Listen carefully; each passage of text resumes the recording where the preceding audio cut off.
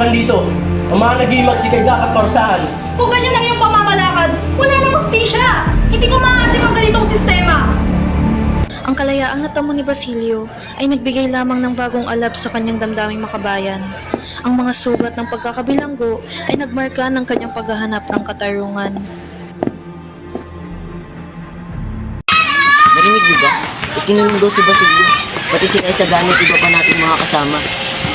Hindi tayo ligtas. Ang mga kura at gwardiya ay nagiging mas pamagsik. Kahit inosente, hindi nadampo. Paano na ang ating pangarap? Ang ating kinabukasan? Baka kailangan na nating mag-ingat. Huwag na tayo magsalita ng laban sa kanila. Ngunit, hanggang kailan tayo mananahimik? Hindi ba't karapat na natin na magpahayag? Ang ginala mo sa paskil. Ang tanging nais ko lang ay makatapos. Ang tanging makatapos upang makatulong sa aking bayan. Ngunit bakit ganito? Hinapit ko. Ito ba ang hustisya?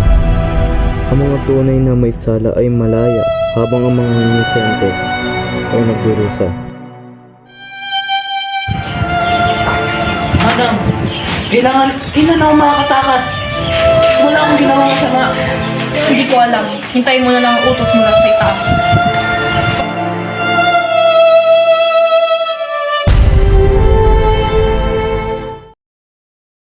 Ang mga estudyante ay pinagsisimula ng maghimagsik ng rebellion. Hindi na natin sila pwedeng hayaan pang pumilos ng malaya. Ngunit hindi lahat ng estudyante ay may sala. Ang ilan ay inosente. Inosente? Sa oras ng kaguluhan, walang inosente. Ang lahat ng nabigang pumilos sa kanila ay maaari maging kabahagi ng kanilang plano. Ngunit ang mga inosente ay patuloy na dinadakip. Ang mga mali akala ay nagdudulot ng mas malaking galit. Kung ganun, hayaan mo silang magalit. Wala akong pakialam. Ang kapangyarihan ng simbahan ay kailangan manatiling matatag.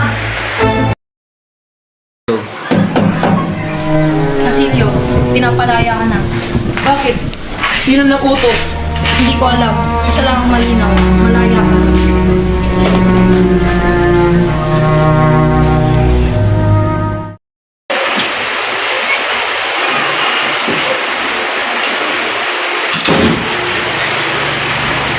Basilio, ano nangyari sa'yo? Para kang magtunubuhan mo.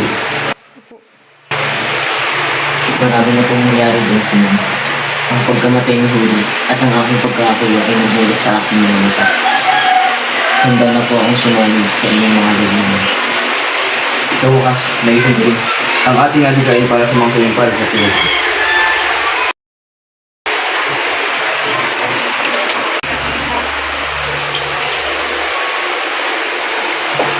Ito ang magiging ulit ang ating mundo.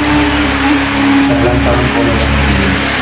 Sa oras ng ulit simula ang pagkatapos. Ano po ang aking galang tanong?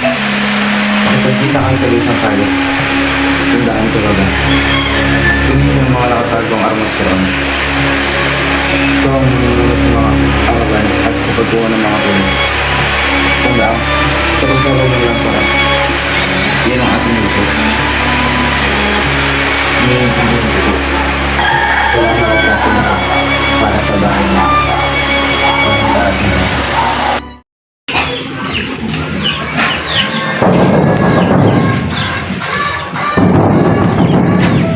Inaano mo ba si Sagani? Wala siya rito maghapon. Saan kaya siya nagpunta? Baka sa piging ng kasal nila Paulita Gomez at Juanito Pelaez. Kasal? Ngayon? Oo, sabay nila Kapitan Tiago sa daang Aluwag eh. Kailangan ko makita si Kani bago pa maganap ang pinaplano ni Simon. Kawawang Isagani, ang kanyang minamahal niya ang asawa ng kaibigan, kailangan ko pinag-usapan. May panganib na nagbabad niya sa loob ng bahay na ito. Anong ibig sabihin? Ang ilang parang nilikalo ni Simon ay may lamang pasabog. Sa oras na ito'y sumiklay, maraming buhay ang nasasabi. Ano? Kailangan natin gawin na lahat upang maiwasan ito. Huwag ka magpadalit dahil delikado ang sitwasyon. Hindi ko hayang nangyari ito. Anong ginagawa niya? Iniwala sa nakita ko gabi sa bahay ni Timoteo. May mga sako ng pulbura sa ilalim ng tablaan at mga puwan. Ano?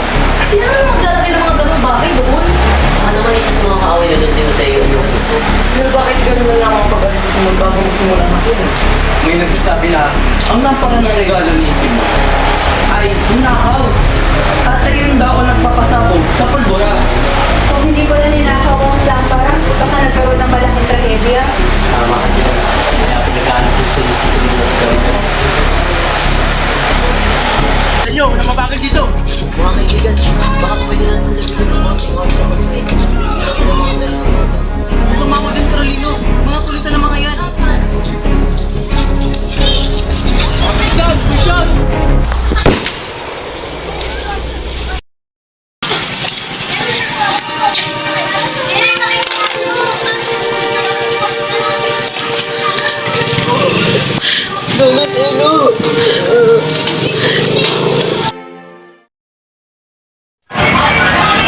Senior Simon, uminom po muna po kayo ng tubig. Kailangan ninyo po ng lakas.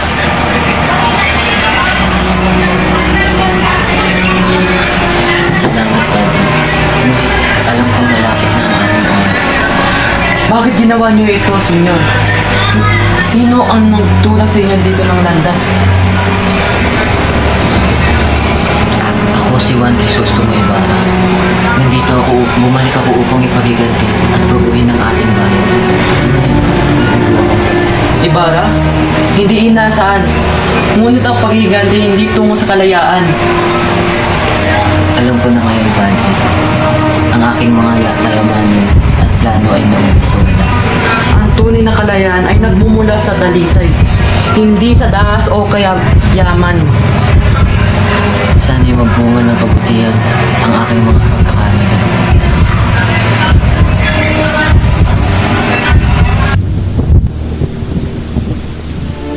Ang mga yamang ito ay naging sanhi ng kasamaan at kasakiman. Hindi ito dapat mapunta sa maling kamay.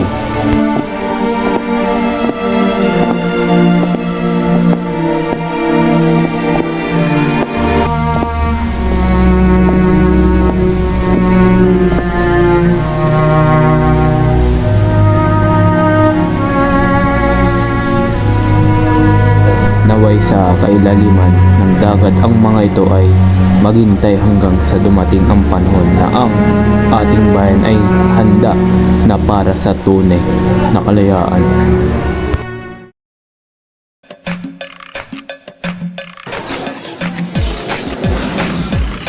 Kailangan kong makita si Simon bago pa maganap ang kinap. Si Isagani pala! Kailangan...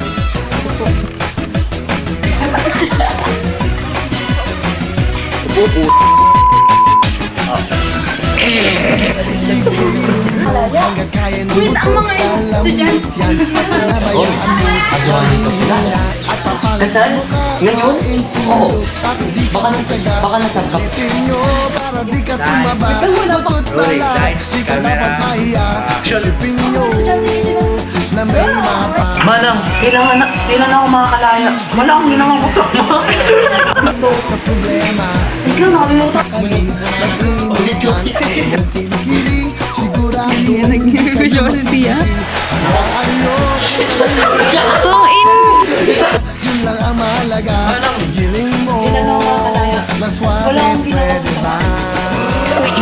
Ikaw naman ngayon, kupal. Manang, wala akong ginawang kasama. Ito, Trigo. Ang dahil ng camera. Teka, ang tanga.